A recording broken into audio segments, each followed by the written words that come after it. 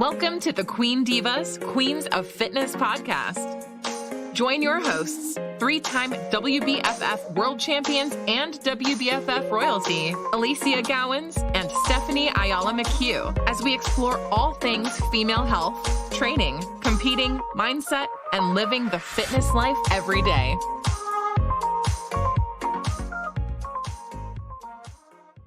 Super excited to welcome everyone back to the Queen Divas podcast with my beautiful co-host, Stephanie. We are excited to talk to you all today about something that we recognize is commonly a problem for women that we come across, and we get it as coaches. And I'm sure everyone listening to this will be nodding in agreement as they're hearing what I'm about to say, is how many times we have someone present and they're like, I'm great with training. In fact, I'm super motivated to train. In fact, most of them overtrain. And then they go, but I really fall to shit with the food. I really can't get my head around food. I really can't be consistent. I cannot get my act together. I mean, you're nodding, Steph, because you know, you hear it all the time too. That was me, man. That was totally me. What you just said was like me. I'm at the beginning of my fitness journey. I was like, give me all the weights, give me all the training sessions, but let me eat whatever the hell I want. You know what I mean? Like, this is the reason why I'm training. I want to eat whatever the heck I want, which is why I looked at training as that exertion of giving me the pleasure of being able to eat whatever I want. But then little came the realization that I wasn't getting the results that I wanted to see physically. And that's kind of when you're like, scratching your head, like, what am I doing wrong? I'm trying so hard. I'm training so hard. But in reality, guys, are we really trying in the nutrition? Are we really trying to learn? Are we really like preparing? Like, which is kind of what we want to talk about today is, how can we make this easier and to, obviously follow, and a little bit of tricks and hacks that we have been able to learn along the way to be. I know, Steph, you'll admit to this, and we know there's evidence, there is scientific evidence to, completely confirm what I'm about to say, that most people, and I'm talking most in the biggest of majority numbers here, completely underestimate or overestimate when they're guesstimating.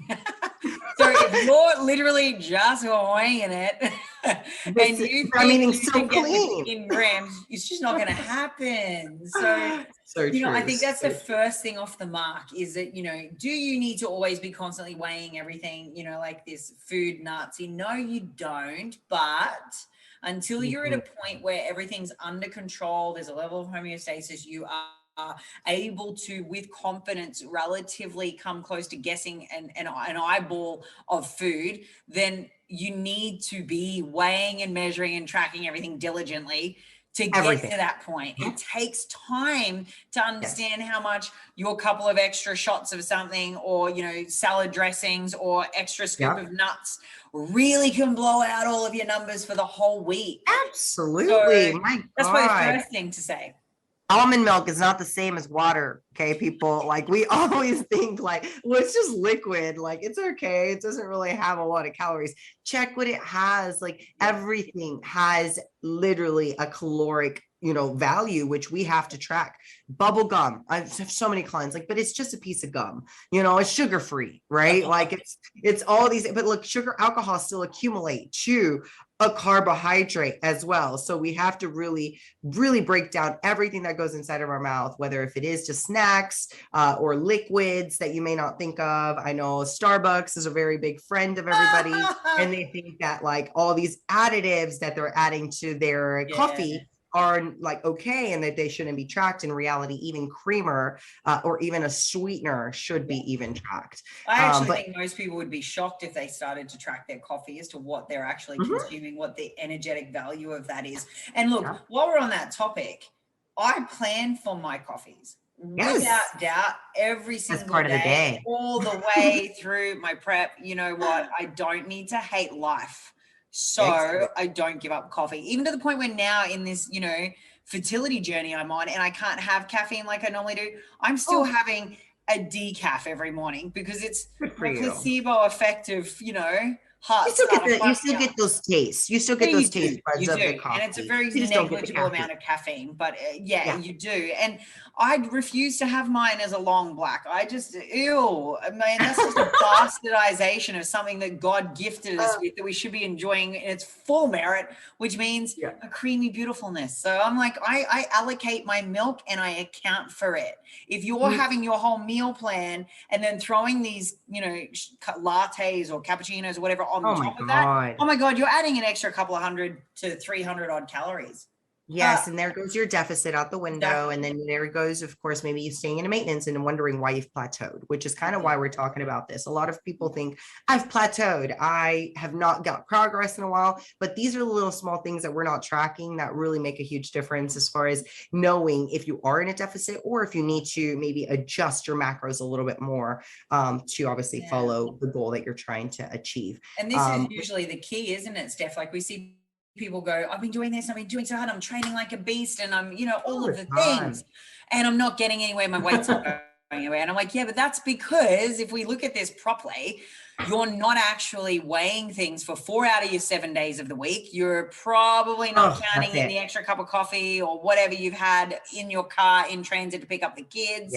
Like, of course, you're not going to have a change because you literally have reduced your deficit, if not taking yourself out of it completely, right? Correct. So, and I think where you just nailed it too, though, is really not understanding too what is snacking and what is a calorie, because we think that it's maybe just okay to have. Like we're talking about these coffees a lot, and we're talking about snacks a lot, because these are normally where we kind of add in these additive calories, as well as like I'm going back to these candies and gums, because so many, and this is something I come across the board for clients that they're just like, but it was just a gum. I'm like, it's fine if you're going to implement it, but you have to calculate it and actually, you know, track it exactly. Like I have a client that she'll eat up to like a few packs throughout the week, but look, it's fine. She tracks it. Like it's accounted for. I'm not going to be tripping over it if she's actually like getting results and she's getting the gum in. And I'm like, okay, fine. You're getting results. It's not a big deal. But if you are giving me the answer of, I'm not getting results, just like Ali said, I don't know what's happening. I'm doing all the training. I'm eating all the foods, but you're not tracking these extra foods that you're having, then you are going to be having some issues as far as seeing results. Another thing that I find a lot of people struggle with is actually the way they meal prep, right? They make their life a lot harder and they end up trying to pick their foods the day of and figure things out on the day of their meal plan versus scheduling and preparing their food beforehand. I like to schedule a couple days of the week that I go to the grocery store. And this actually is non-negotiable. Like I go 2 times a week, no matter what. Like I like more fresher foods. If you only have 1 time a week, that's totally fine. But for me, I'm able to go 2 times a week. So I get fresh items. Like for me, it's always going to be on a Monday. And honestly, on a Friday, because I know the weekends are going to be more jam-packed for me. So it's actually at the beginning and end of the week. So then I can prepare for the beginning and for the weekend. Prepare for the weekend, guys. I think so many people like just let themselves prepare for Monday through Friday and then do not have another prepared meal for the weekend, which is then what leads them to eat out. And then there goes those 5 days of tracking and 2 out the window.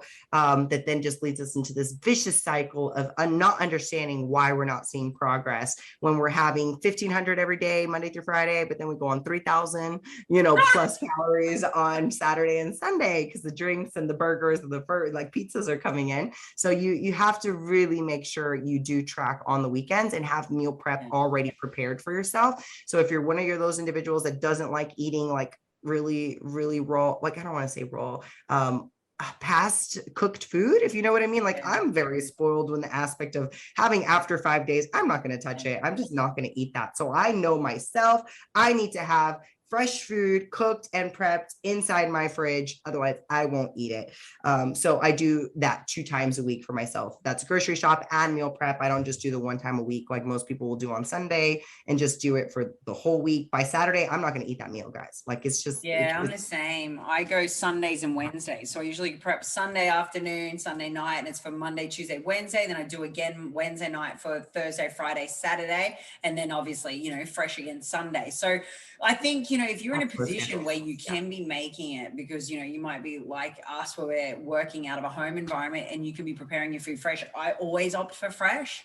Yes. But when you're in a prep process, a comp prep process, and it's like a deficit that's ongoing and you have all these other balls you're juggling, I am 100% a pre-prep meal planner on a Sunday and a Wednesday. And I also think too, if we break this apart for the people that are listening to this that are not in a prep process, aren't a competitor, just want, to get great results in a day-to-day life. And that socialization is a big, important part of most people's level of happiness, right? Being able to get together and, have those events with family and friends and have that connectivity to community. It's huge. And I'm all for that. So one of the things that, I think does help if you do, like Steph say, go by the wayside on weekends, I think plan for your weekends. So, quite frequently we'll go, through that with clients and be like, look, if we know you're a hectic socialite, then we will basically go, right, we know we need to have this amount of playground, to work with on the weekends when it comes to your caloric budget. And then we also know that we're going to allocate one, if it's a business corporate woman, one day of the week where you might allocate all your social networking for, then we know that we'll probably need to also account for a glass of wine or two or whatever. We will actually plan for that. And then you'll have your prepped made meals specific throughout the week, and then you have that little bit more flexibility on the weekend, but it's still accounted for. Like, this is the key. If you're not in a place where you're just in an intuitive eating and a position where you're not really fussed about whether or not you have a specific aesthetic outcome, then you do need to have a level of planning, preparation, organization, and direction with what you're doing. And there's no point in saying, I'm just not going to do this. I'm not going to go out. I'm going to say no to all my friends. I'm not going to, have dinners and family dinners. What's that? I'm going to bring my Tupperware. There's no point in living your life like that, people. If you're not coming into stage and it's not imperative to actually be like that, don't have to do that. Yes. Get to understand what your behaviors are and where you want to spend your energy and your efforts, and then allocate towards that. You know what I mean? Like, work out what your total weekly caloric intake should be. Work out then what the average daily is, and then work out where you can play with a slightly lower rate, perhaps for the certain days where you're not going to socialize, and have more on the ones where you are. But don't just wing it when you go out and have no direction, no plan, no strategy. And don't eat every single meal of the day out, because you'll easily blow out doing that. For sure. But look, no, and I'm with you 100%. I think that it's so important to pre-plan your outings, your social events, your date nights, whether if it's a trip and vacation, actually pre-planning and knowing I'm going to have an off meal, but having all clean meals leading up to it. You pre-planned your breakfast, you pre-planned your lunch, that this dinner is going to actually have a little more room to be able to play, right? Like, and actually have maybe a few drinks and a couple things like the bread that's like on the table with everybody eating it. And you're like, I can't have it because otherwise I can't calculate it, right? Like, and all these things that we get so obsessed over that are just small, but they do add up. If what we're referring to right now is more flexibility and still staying within your targets, but not falling off just because you weren't able to pick something off of your meal plan. I'm pretty sure that, you, Ali, your clients and my clients, anyone that's hearing this has food menu things to follow, that you're able to pick and choose things that are off that menu that are most likely going to, eat. Exactly. Like, if it is chicken or if it's fish or if it's steak or salmon, whatever it is your main protein source, whatever is within your meal plan already and it has options within your food swaps, your food menus, then you most likely are okay having it. It's just going to be maybe a different portion because it's not weighed out the way that you have normally in your meals, but it is something that is not going to be extremely oversized, because most places nowadays really honestly don't give these portion sizes that are like overly sized. I think back in the day, I think that was kind of more of an issue. They would give you like extremely big portions. Don't get me wrong, the sides, like the carbs and like the vegetables and maybe those things that are on the side are going to be a little bit bigger, but for the protein, it costs quite a bit of money. So these companies are not really giving out this abundance of, chicken chicken and steak to your meals. So it stays still within a range. Yeah. So you are okay as long as you're selecting those protein sources that are within, of course, your food menu that you're already following. If you don't have a food menu, you guys looking at food swaps, looking at food families, food groups, like your protein, your carbohydrates, like that's going to come from slow digesting carbs and fast digesting carbs, as well as your vegetables that are going to come from different fibrous veggies. You want to just kind of find those families that you like to eat, stick with them. I think one of the biggest things that for me, upon getting started, as well as clients that are beginning, if you give yourself something you absolutely loathe and do not like to eat, for example, for me, I do not really care for onions. And if you give me an onion, I'm not going to eat it. Like, I'm just not going to eat it. I'm going to skip it. I'm just going to eat everything on the plate and leave the onion. So why would I give myself that as one of my options to eat and force myself to eat that every day, right? So please choose the things that you genuinely like to eat. I know so many people, I hate fish. Well, you don't have to eat fish, darling, okay? Like, you do not have to eat it at all if you don't want to eat it. But there's so many other sources that you can eat that are going to actually equivalent the same protein source and amount that we're trying to reach. So if you are eating potatoes and you hate them, you don't have to eat the potatoes, okay? You can find another carb source that you generally like. So select the things you want to eat. Please find these things that are genuinely something you look forward to. I'm going to definitely adhere to something that I want to look forward to than me hate it, loathe it, and be like, oh, I want to skip it. It's easier to let your mind play games with you and say, nah, I don't want to. So instead, you just skip it. So sticking to your plan does mean finding things that you actually want to eat.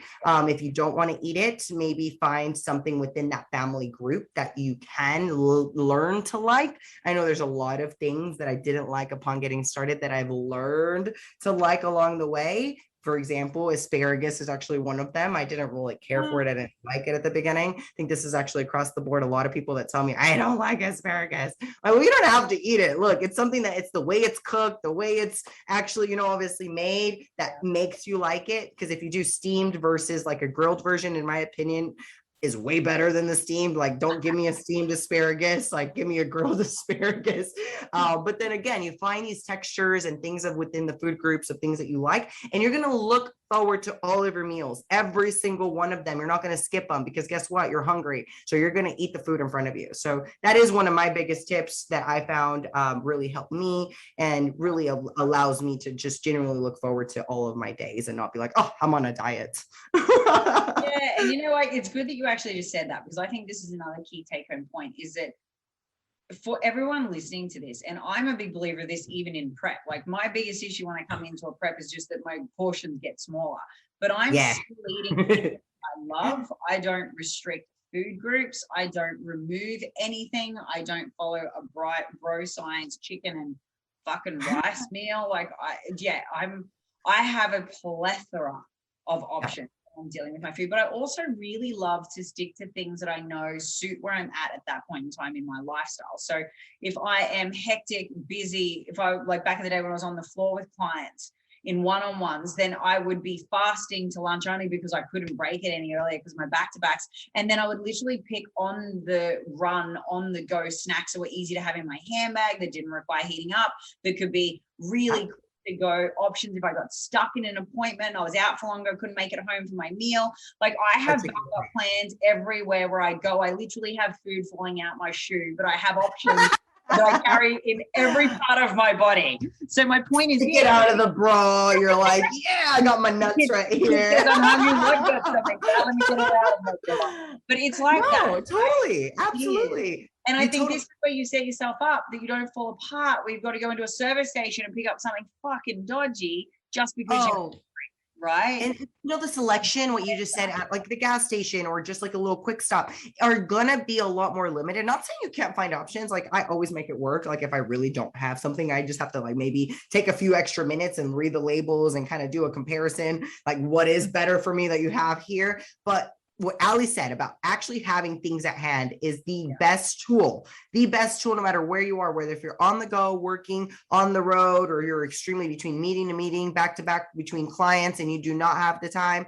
look, Ziploc bags are going to be your best friend. Okay. Like put everything in Ziploc bags and take them to go instead of putting them in Ziploc containers. You actually put them in the bags, and they are so flexible. They go in purses, they go in gym bags, they go in your backpack, and they are able to contain your protein powders, your nuts. For me, they contain like my protein pancakes sliced up. I like literally put in every little thing underneath the sun under it, whether if that's like my Cheerios, which is like a cereal for me, that is a multigrain cereal that I'm able to have like literally on the go. But these are emergency snacks, and of course I'll have them weighed out, already knowing how much is within this, bag. And again, these are just really easy, simple strategies for you not to fall off and have to go and get that bag of chips of Doritos that actually has 13 grams of fat. You actually had something inside of your little Ziploc container, or obviously inside your purse, that you're able to just pop out and is a lot more macro friendly, and it doesn't throw you off.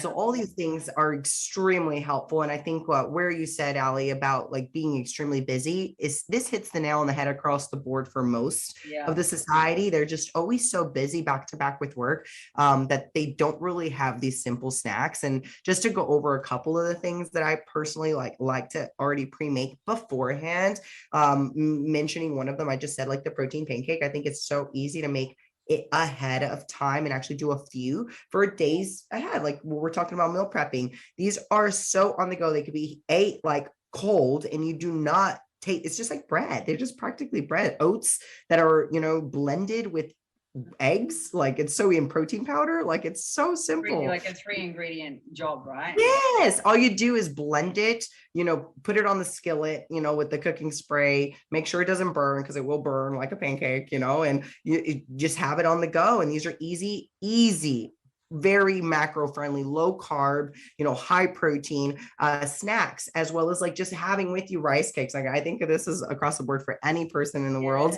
Rice cakes are anyone's best friend as far as like staying on track with snacks and being able to get that crunch, or be able to put, toppings on top of it and get a little different flavor of every, style, whether if that's, almond butter, if that's avocado, or if that's, some type of spread that you love, like hummus. So it is really easy to, have these things at hand, or even of course nuts, kind of like what we brought up. I think that's always overseen, but nuts, in my opinion, really get over consumed by a lot of people. Well, it's the easiest thing to blow your entire macro budget. Yes. Have anything to start, right? So you should probably controlling more of, and definitely weighing out your teaspoon or tablespoon. Oh yeah. Or the cups becomes effectively 2 tablespoons, which is a ridiculously high level of calories, a couple hundred calories. It does. So that's the one that I'm like, oh, please watch your nuts and like the little extra things that you do in that. But as far as like, even a protein bar goes a long way. It really does. Like just having one inside of your bag. Although I do kind of feel like protein bars are a little bit of glorified candy bars. Especially in America, you guys have like it's a glorified candy bar. Like it's a candy bar with just a little protein in it. You basically may as well have a Snickers bar, like actually. I'd rather have a Snickers bar, honestly. Like I always tell my clients that, would you rather not have a Snickers bar instead of that protein bar? Exactly. I think, look, one of my biggest hacks that I love to have is a packet of the little pre-packet. It's only 13 gram serving size of organic gluten-free popcorn. It's like popcorn's great. Calories. There's like nothing in it at all. It's I love it. Quite low on all macros, but it just fiber to take a hunger edge off. Yes. Caught up in a school run, you caught up in extracurricular activities, you've had a meeting go late. I literally always have protein powder with me, and one of those, and that's literally your protein hit, a very small, low calorie, relatively low carb, but low fat option for you that doesn't blow your budget. So I have those too. I also take, I don't know if you guys have got them there, but we have them here in Australia. They're called Table of Plenty. They're a mini rice cake that actually have a dark chocolate coating on them. They're amazing. They're super low cal, and you can get a little mini packet of that. So again, portion controlled. Yes. So these are things that don't require refrigeration, heating up, nothing. Controlled sizes. You can scan the barcode, throw it into your MFP if that's what you're using, but they're super easy to take. And then the other thing I think a lot of people forget about is how good is just plain fruit. Having a couple of my God, berries and strawberries. Yes, absolutely. Easy. Yes. And super low calorie if you're choosing strawberries and berries, right? but Yep. powerful on so many other things they provide us on the micros. So they're great options. I also really love to have my rice cakes. So I agree with you. I think rice cakes with a topping, either a controlled amount or something that you can really easily put on. So it might be like you might just run through and grab some deli ham from the deli. A little bit of meat. Have weighed out and then just put that on top. So, there are options here for you. And I think that for me personally, anyone that's struggling to actually stay on point, having your snacks ready to go and always having options with you is number one, because then you've only really got to worry about two main meals being your lunch and your dinner, because breakfast is always done before you leave the house usually, right? Or something you prepare and have on the run. Actually, another thing I really love to have is a bacon and egg frittata. So we make those, and like you've talked about with your pancakes, they're brilliant cold. So you can literally have those and then throw them in the fridge and take them and carry them with you and have them cold. They're amazing. Super low calories. 6 of them is like 140 calories in total. So I think you guys have this over in in Australia too. I think here in the US it's pretty common across the states. Is we have of course Dannon yogurt has Oikos, which is usually like a protein based, low fat, no fat actually, protein yogurt. And I think I've seen you guys post it quite a bit over there. So if that's something that you have access to, it practically is no fat and it does have a quite significant amount of protein in it. And for anyone that knows, of course, with yogurt, there's different types of yogurts, and being with the casein protein, it's slow digesting, so it does help you fill up much longer. So the satiety is going to be there prolonged for a longer duration of time. And for me, I think even with cottage cheese, for those that aren't dairy sensitive, is actually a really, really easy tool for those that are actually able to have a little cooler or a little fridge. Clearly, these aren't the best tools and things to have if you don't have something cold, something to be able to keep cold. Otherwise, you want to keep to something she said, the frittata, the pancake, little dry snacks, popcorns. But the main thing is actually prepping your meals, right? These are snacks we're talking about, just to make sure these are emergency snacks, to make sure you don't just go and, pick a Chick-fil-A sandwich because that was easier for you, like a to-go fast food. It would be to make sure you are pre-planning and cooking your food. If you do not have the time to cook, which I've had so many scenarios and so many instances where I'm, prepping and I'm working so much and I just do not have the ability to prep and go to the grocery store and clean the dishes and do all this stuff. Outsource your cooking, guys. Please select a good meal prep company. And look, they could do all the work for you. You don't have to do the dishes. You don't have to go to the grocery store. You don't have to weigh out the food. They can cook it for you. You just have to select the company that's good. I know there's so many out there, and there's a lot of companies that maybe aren't the best as far as quality. So finding one that's reputable, that of course, recommend, Ali, if there's some over there in the States, in Australia, that you can recommend. I have some here in the States that I'd be able to recommend, Yeah, there's actually so many. And I think it's really going to come down to where you're geographically located, whether or not they're actually, depending upon where you are and what your goals are, whether or not they're open to preparing something to your actual macros. Because not every place. Yes, not all of them do. Correct. Yeah, we have a lot of pre-catered, pre-made. You can buy them. Fit them into your macros for the day, right? Not necessarily catered specifically to where you go, right, I want 3 meals, this is the split in each of the meals, bring me whatever. That's what I prefer. Yeah, I prefer for me to be able to tell a company and say, look, I want 4 ounces of chicken, 4 ounces of greens as well as potatoes, and this is how many meals I'm getting. And so if you don't find something like that, and it's more like Ali said, that they already pre-make their meals and it already has their macros, I've had a lot of instances where the value isn't as close to what they're saying it is. So the client isn't getting as good results. So finding something where they could bulk order or bulk cook, your food. For example, my favorite is always going to be actually bulk ordering rather than set meals. Only reason why is because I can pre-weigh out my food for the day of. I'd prefer to just get, let's say, 2 pounds of chicken, 2 pounds of fish, and 2 pounds of potatoes. And then when it comes down to it, I weigh out my my meals for that day.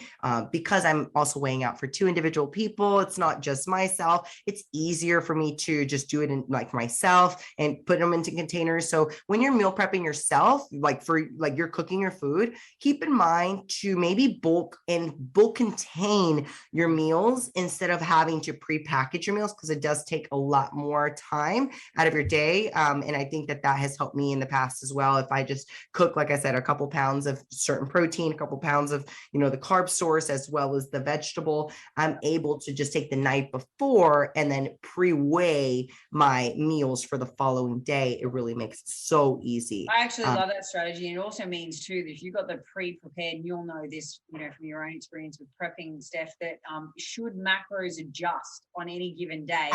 Exactly. Like, oh my God, I've already done the whole week. So now I'm going to be behind because I'm now eating more than what my macros allow for. This gives you the ability to go, all right, well, no sweat. I'm just weighing out 100 grams instead of 130. More. Right. Or what if you get a cut, right? Like, hey, coach says, hey, you got to cut back and add like a few grams on this. You're like, but I already pre-weighed my food out. You feel like you're throwing it out when you aren't. If you pre-bulk and you pre-cook your food, my biggest tool for myself when I'm at the grocery store, I'm very picky with my meats. And if I don't see a good cut of steak, I'm not going to eat steak that week, or at least for that, short period, a few days that I'm cooking for. But if there's just such an amazing piece of meat that I find that I'm like, it has no fat, like practically is nothing but red. There's no, obviously all the lacy, white that you normally will see inside of a steak. I'm just like, nah, I've got to fit in a steak this week. Like I'm going to have to make it work. We're going to have to adjust a couple of these macros.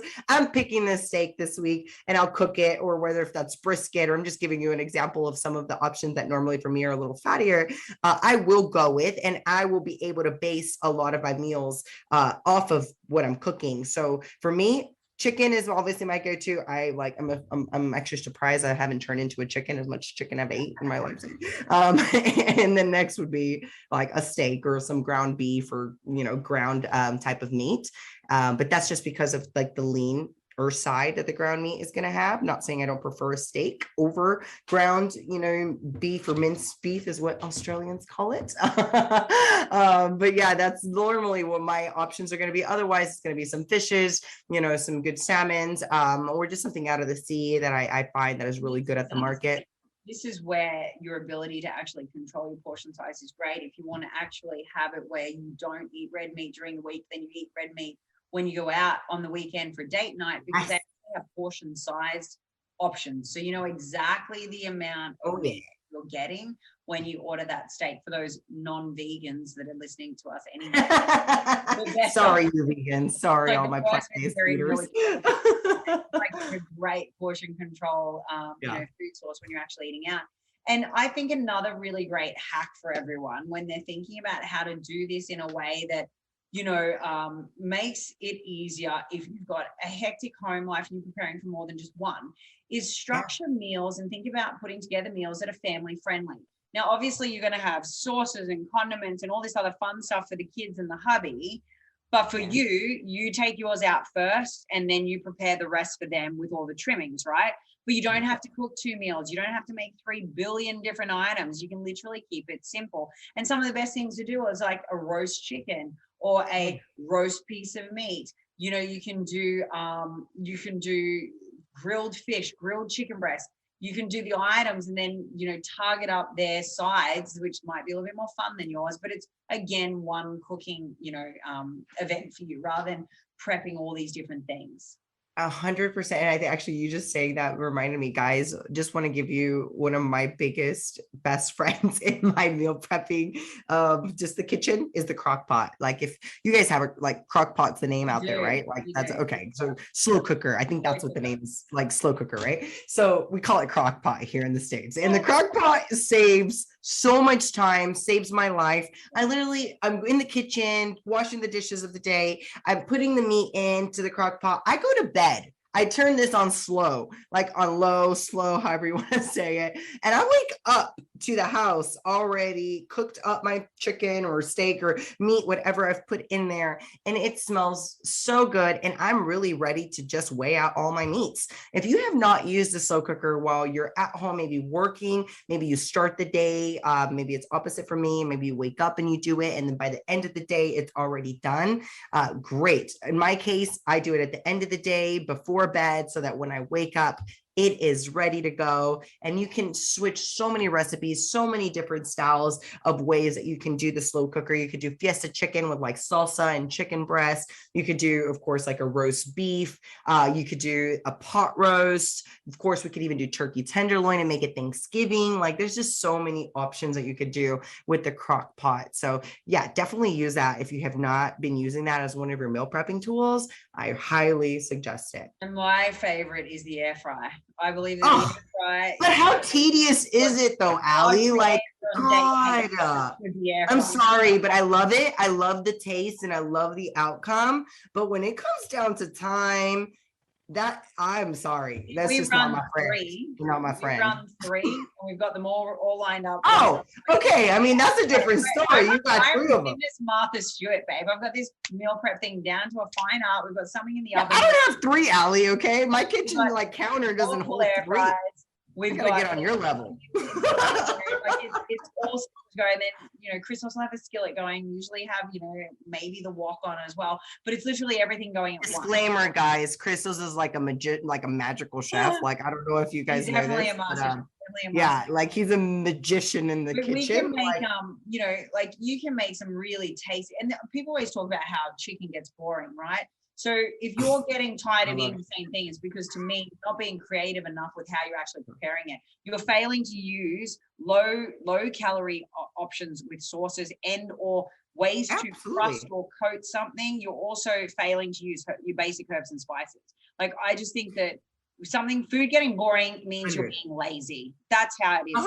And I'm like, go into the kitchen and get creative. Like, it's crazy. And they don't have to be time expensive options. Like, throwing herbs and spices on something takes you 2 seconds. Don't lie to me that it takes more time.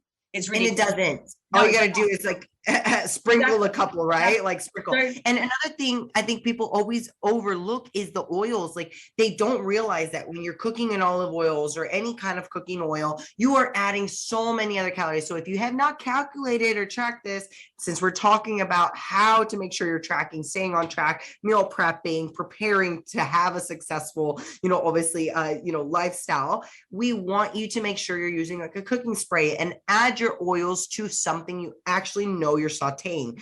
Chicken does not need to be sauteed to cook. A chicken needs a little bit of a coat, which is going to need on the skillet, which is from cooking spray, which is so low in calorie as well as in the amount that gets spread. It's still relevant, but again, it's such a lower amount that when we're doing teaspoons or tablespoons of coconut oil or olive oil, we are adding a big amount of calories as well as fats. So please keep that in mind when doing your sauteed veggies or sauteing anything, or even just cooking your meats.